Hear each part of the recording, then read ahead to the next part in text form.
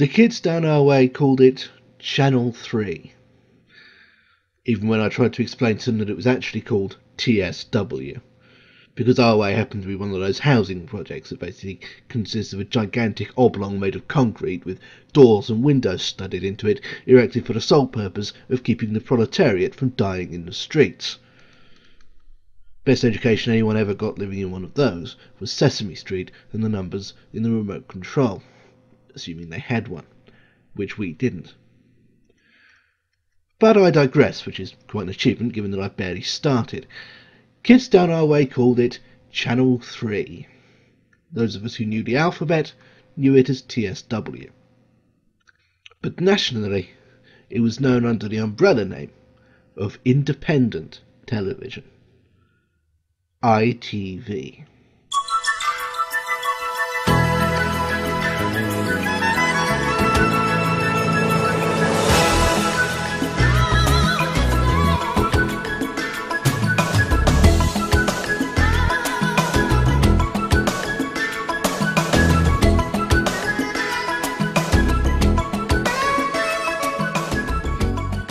ITV is in fact all it's called these days. All the old franchises still exist, but apart from 3, they're all owned by the same company, the ITV company, who don't seem to feel any great affection or duty towards the concept of regional broadcasting, having scaled it back to the point that by now those of us in Cornwall are served from Bristol.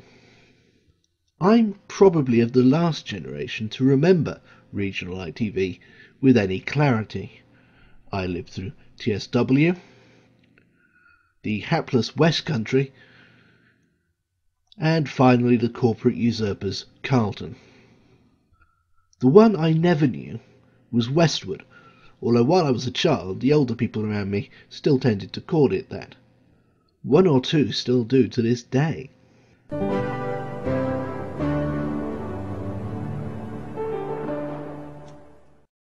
It took almost 5.5 years for ITV to start serving the South West. No one really cares about us rural little paupers in our peninsula. Fully 12 companies put in a bid to run the ITV service for the South West. The eventual victor was Westward Television, named after the Devon town of Westward Ho, where the notoriously two-fisted chief executive Peter Cadbury, heir to the chocolate millions, played his golf.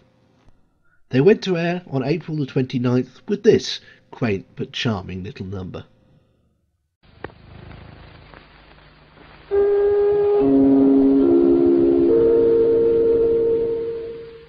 Always reminded me of some hitherto undiscovered small films production. This was replaced fairly quickly with a swanky yet somehow aloof model shot, set to the tune of The Holly and the Ivy for reasons beyond the realm of normal human understanding. And apart from a minor font change that even I'm not anal enough to worry over much about, that remained pretty much in place for the next 10 years. But then, in 1972, the people of the South West rubbed their eyes and gawped as red, blue, green, and everything that came with them finally appeared on their ITV screens for the first time. That's right, 1972. I told you nobody cares about us rural paupers. Meanwhile, the rest of the country pointed and laughed because they'd already had colour for the past 5 years. Fortunately, we didn't notice because we were too excited at the prospect of finally finding out what colour Gus Honeybun was. He was grey. Anyway, obviously now Westward needed a new ident, and they kept their faith with the big boat, seen here being treated as a fetish object in the startup sequence.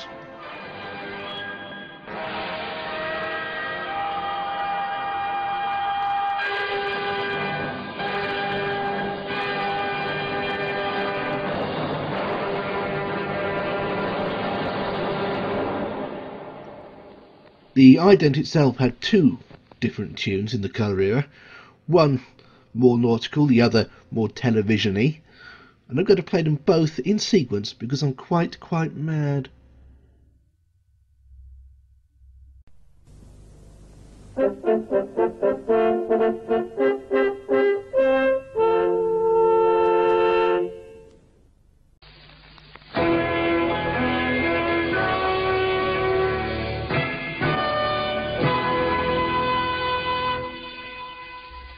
there. Wasn't that exciting? Of course, back in these days, they didn't have to rely on the idents' charisma alone, because most of the continuity itself was handled by humans with faces. It's called in-vision continuity, and it fell out of favour around the mid-90s, partly because by then pre-recorded continuity was often much cheaper. And it's not as if us viewers deserve anything better than the most basic functionality anyway. Westward's IVC, if you'll excuse the hip lingo, was crisp, clean and quite aesthetically pleasing, if a little cheap looking. A bit like the special offer signs in a small but reputable grocery store. The best thing about IVC, and something sorely lacking from television these days, is that it gives your channel a face, or more accurately, several faces. Westward's faces included their God Emperor Roger Shaw, a young and surprisingly foxy Fern Britton, and the legendary Ian Stirling, very much a Loki figure to Roger Shaw's Odin. Stirling had the gift of being completely professional, whilst simultaneously seeming like an absolute amateur. And I don't mean that as a criticism, quite the opposite. He was a great continuity guy, one of the best. He just wasn't slick. He was too good to be slick. I reiterate, he was a trained professional. He went to Scottish RADA and everything. But he came across like just some bloke you might bump into in the co-op and end up in a 5-minute conversation with, even if you didn't know him. He was good enough to make it seem effortless. But good as he was, Ian wasn't the real star. We all know who the real star of Westward television was.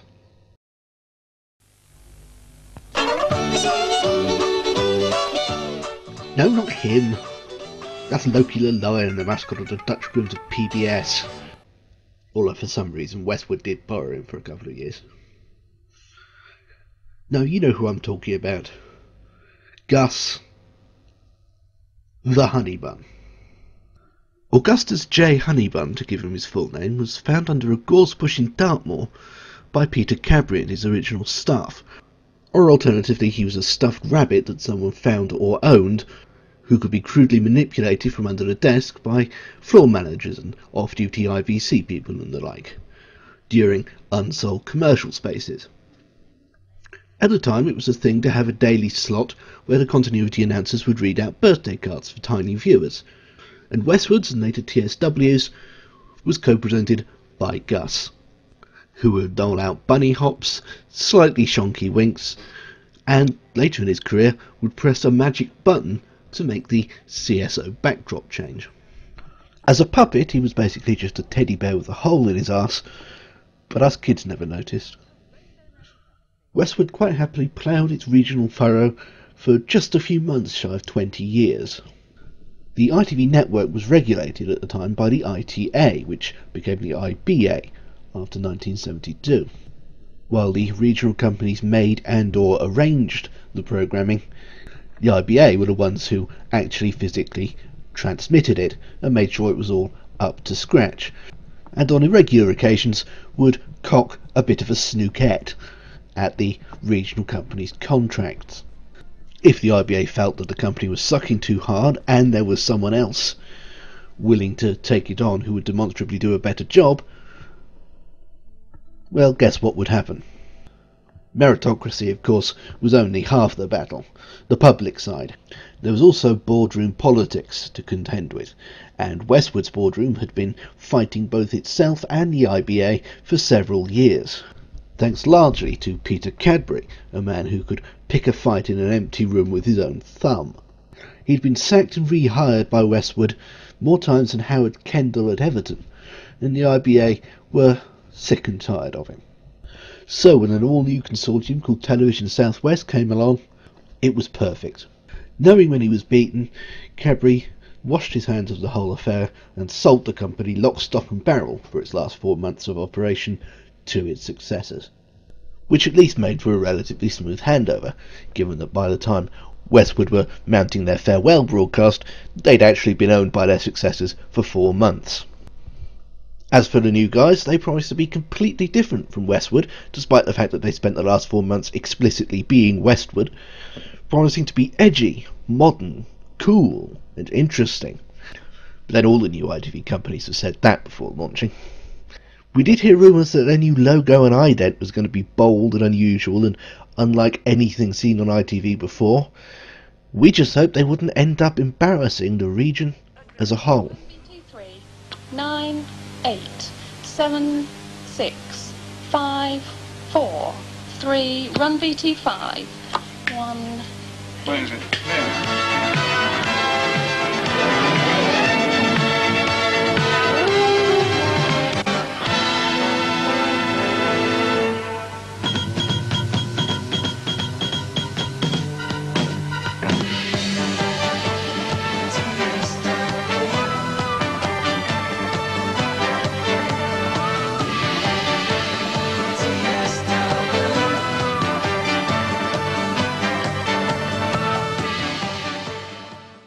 Television Southwest opened on the 1st of January 1981 with a bit of behind the scenes BT footage, an abstract Freudian cartoon of an ident accompanied by some proto-Prince only not quite so good electro-funk, and a meaningless, vaguely cubist logo. All this introduced arguably the worst programme they ever made, including That's My Dog, a preening slice of light entertainment hosted for no reason at all by the late Lenny Bennett, a man from Blackpool for Christ's sake. Peter Cadbury probably loved it.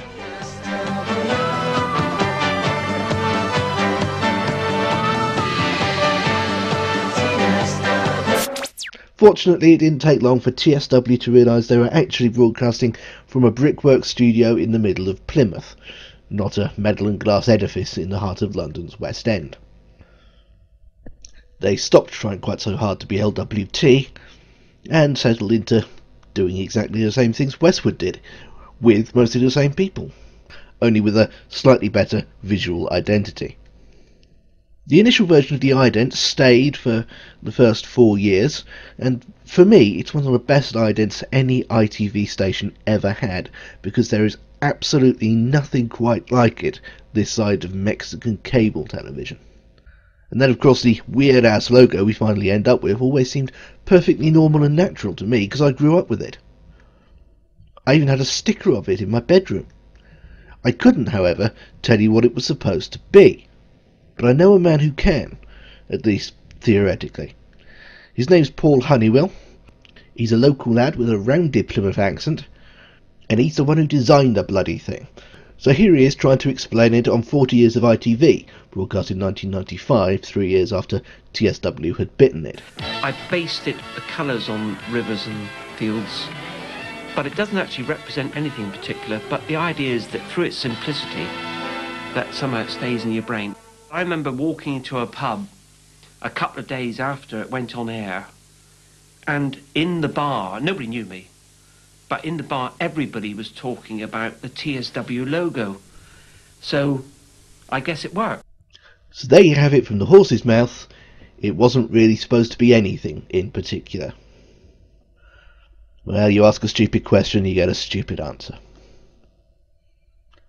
By the mid-80s, the edgy, flashy London media tit image that TSW had tried to cultivate at the start of its life was well and truly dead and in hell. At the same time, the upstart Channel 4 had revolutionised television graphics by using computers to create 3D objects that fly around on the screen. And suddenly, absolutely everyone on the planet, apart from the BBC because they were far too cool, lined up to imitate the new objects flying through space aesthetic. TSW were no exception, but theirs was actually one of the classier ones.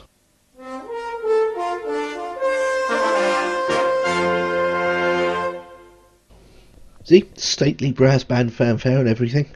No obvious attempts at being whizzy for its own sake. They got that out of their system already. Having said that, we didn't actually see the ident that often, because TSW, like Westward, preferred to put their faith in human faces, those they'd inherited from Westward, and newbies like the tousled Jennifer Gavin. But when it did show up, it was a treat. That's how deprived we were, and indeed still are. There was even an ultra-cheap Christmassy variation in 1987.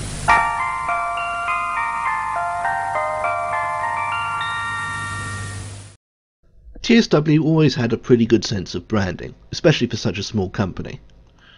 The logo might have been impossible to describe, but you didn't really have to because it was everywhere. Even its clock ruled. Of course, close downs like this were on the way out.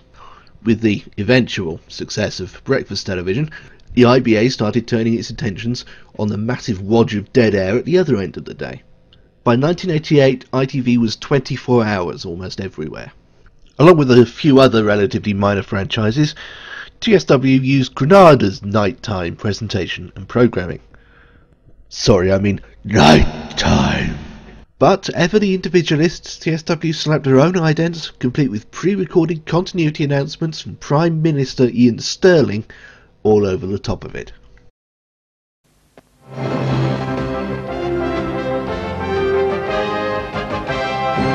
This is TSW Nighttime. Now let's just storyboard this thing for a minute. Unimaginably gigantic serif lettering unfolds from a pocket dimension in front of the planet Jupiter, which at Ian Stirling's command becomes the planet Earth, with southwest England standing triumphantly prominent in the foreground. All to what sounds like a pumped up arpeggiated version of TSW's brass band ident music. If you can think of a more exciting way to convince proles to stay up and watch Garrison's Gorillas and The Hitman and Her, I'd like to hear it. In 1989, ITV itself had an identity crisis. Perhaps noting the free market writing on the wall, the IBA decided to solidify ITV as a brand in itself, scooping up all its little regional franchises and turning them into explicit subsidiaries of a single nationwide brand, united under the cool sax of David Dundas. It was reasonably successful, apparently, but I never knew it happened at all until the internet came along, because TSW flatly refused to either take part or acknowledge its existence. If they'd been kicked in the nuts and commanded to take part, we would have ended up with this.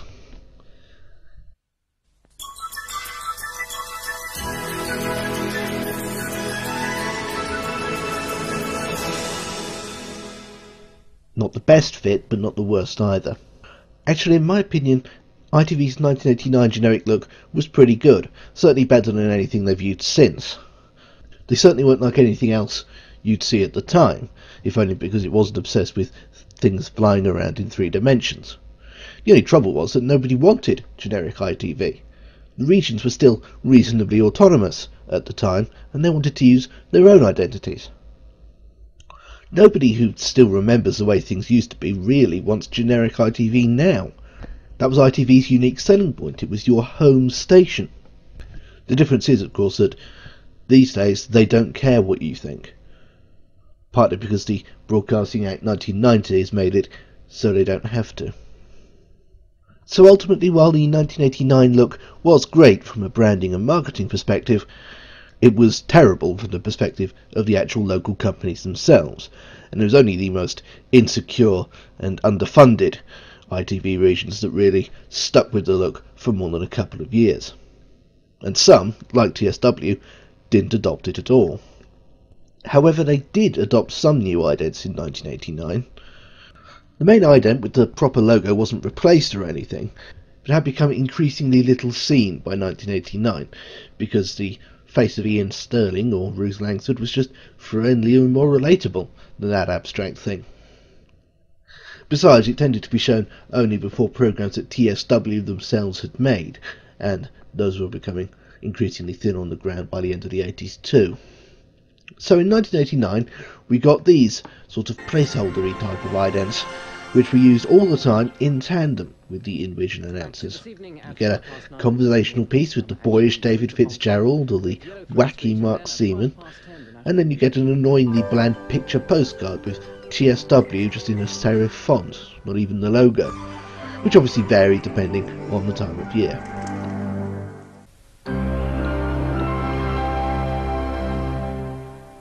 There's Christmas variation, of course, which was used every year till the channel died, and unusually enough, a New Year's variation as well.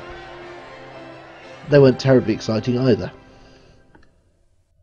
Bland idents aside, however, by 1990 TSW was well and truly in its imperial phase. Ian Stirling and Ruth Langsford were 5 times as popular in the region as Charles and Diana, and Gus Honeybun, already a broadcasting legend, was now officially the region's God Emperor.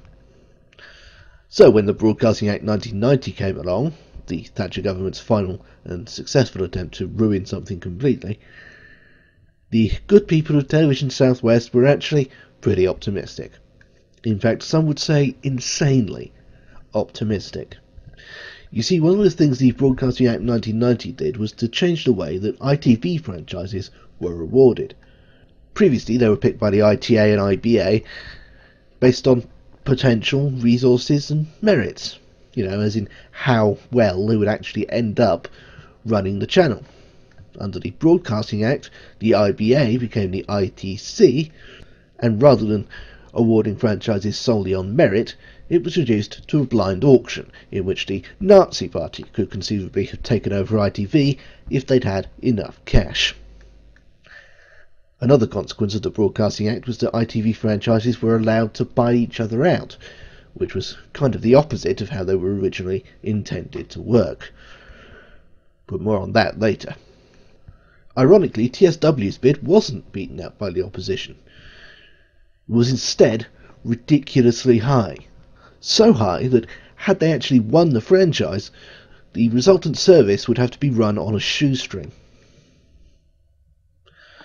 And so, despite an appeals process that went all the way to the House of Lords, TSW today found itself reporting on its own death.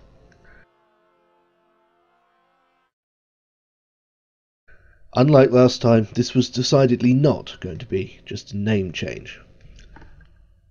There were to be all new studios in the middle of an industrial wasteland, no in-vision continuity ever again, and completely new staff. Even Ian Stirling wasn't rehired, which is like firing Santa Claus, even though ultimately they didn't manage to get rid of him altogether.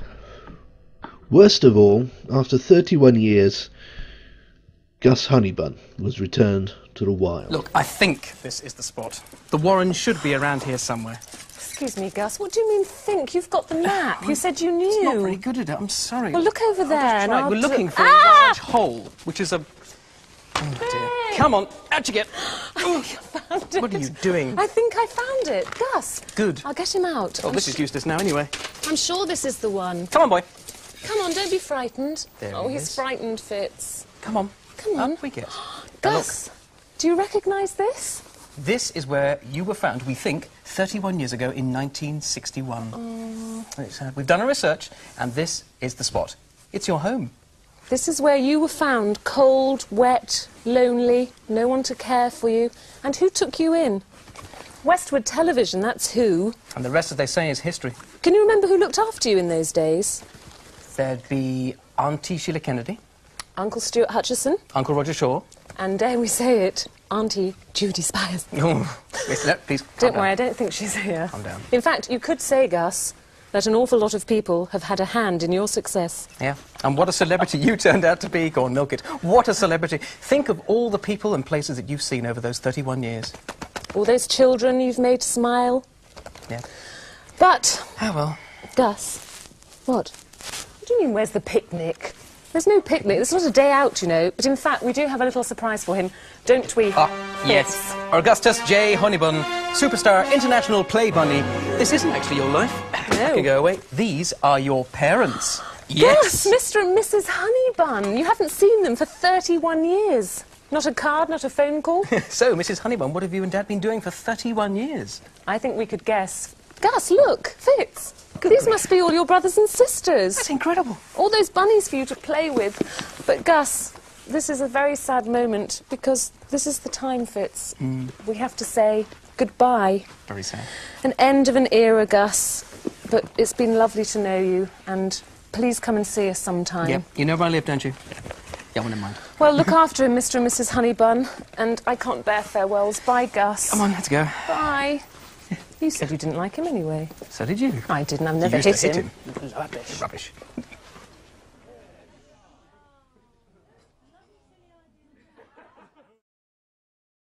I make absolutely no apologies for showing all of that. That is my childhood in progress that these new boys are squelching. In fact, if not rehiring Ian Stirling was like sacking Father Christmas, this is like taking him out the back of the igloo and shooting him in the head. And what for? I never understood the purpose. Alas, the opinions of 9-year-olds had never had a lot of clout in the world of broadcasting.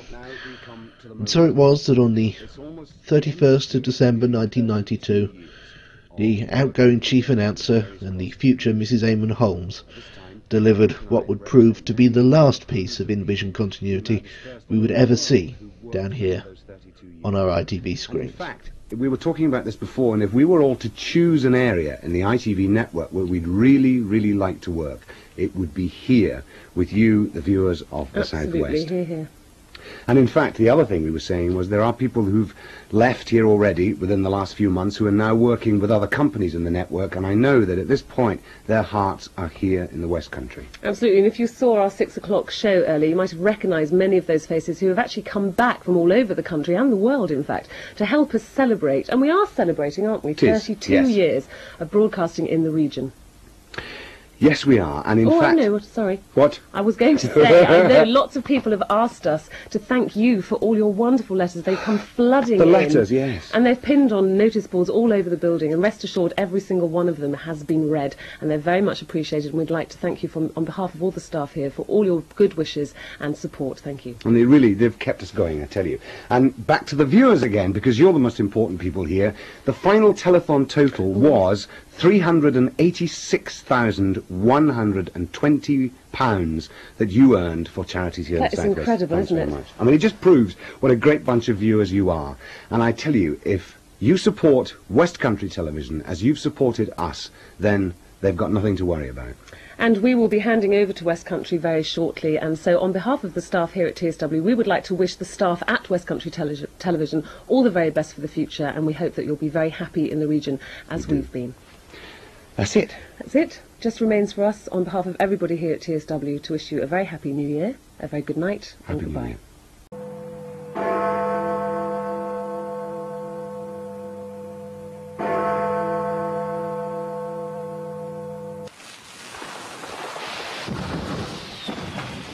Happy New Year, and welcome to West Country, your new ITV station for the Southwest. We look forward to bringing you a new kind of regional television service.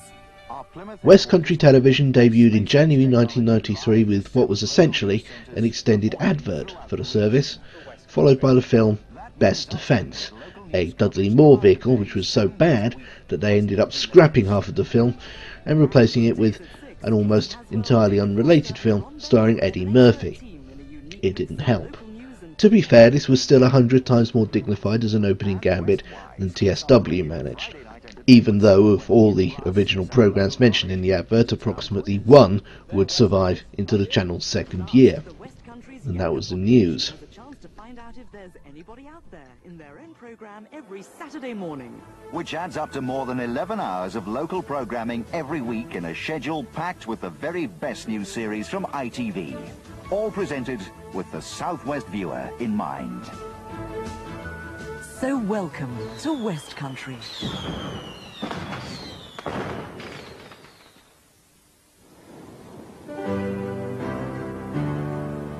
And West Country welcomes you into the new year now with our film featuring the talents of Dudley Moore and Eddie Murphy, who together cause mayhem in the military. Fast talking is their best defence. This was our first glimpse of the West Country ident, or more accurately, ident package. And it was quite a change. For a start, as I said, all our friends were gone, replaced by the omniscient, impersonal, expressionless voice of Peter Griffin. Yes, Peter Griffin. As for the ident itself, while the nature scenes were reminiscent of TSW's later seasonal idents, the production was more polished, the music a billion times classier, and the symbol iconic and monolithic. To be honest, these were bloody good idents.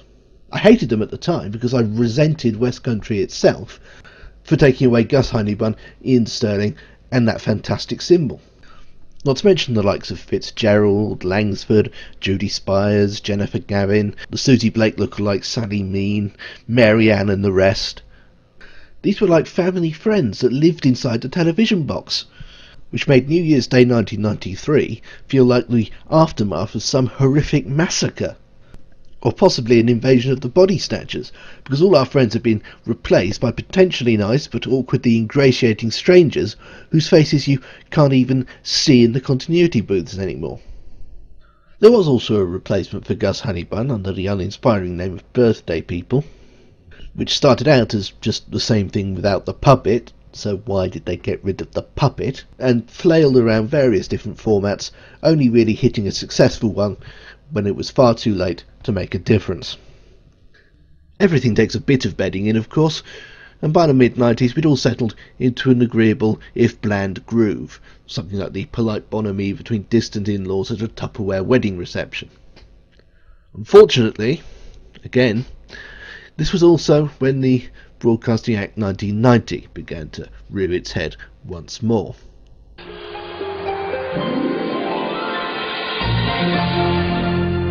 Good morning, you're watching Carlton Television for the West Country. Suddenly, without any warning at all, West Country was dead. And on the 6th of September 1999, the southwest of England gazed in wonder at Carlton Television. Carlton were already infamous as the company that had taken over London from Thames and proceeded to piss all over a remarkable televisual legacy. The first time I saw a Carlton ident in the southwest, I honestly thought it was a mistake. Maybe someone pressed the wrong button and sent the wrong feed to the wrong region, or maybe a transmitter had gone down and we were tapping into the London feed while West Country sorted the problem out. But no, this was no mistake, at least inasmuch as this is what they wanted to happen. Carlton had actually owned West Country since 1996, along with Central, and had now decided to rebrand all its new properties as Carlton so the public wouldn't be confused, in a frankly awesome demonstration of nonchalant contempt for the consumer. That was part of the reason anyway. The other part was the coming of the second and permanent ITV generic look, which we in the southwest missed out on again, at least at first, albeit for the opposite reason we missed out the first time. The first time we missed out because our company refused to take part. This time we missed out because the entire region was the bitch of a gigantic corporation who wanted to get their name in people's heads while they built their empire. To be fair, the idents themselves are actually very good, in the same way that Nazi architecture is very good. These, and the not coincidentally similar generic Hearts idents, represented the moment at which they really started to run ITV into the ground in the name of populism and profits. Unsurprisingly, a leading figure at Carlton at the time was David Cameron. It's a bit of a sour note to end on, so instead, let's remember the good times, when broadcasting titans walked the earth.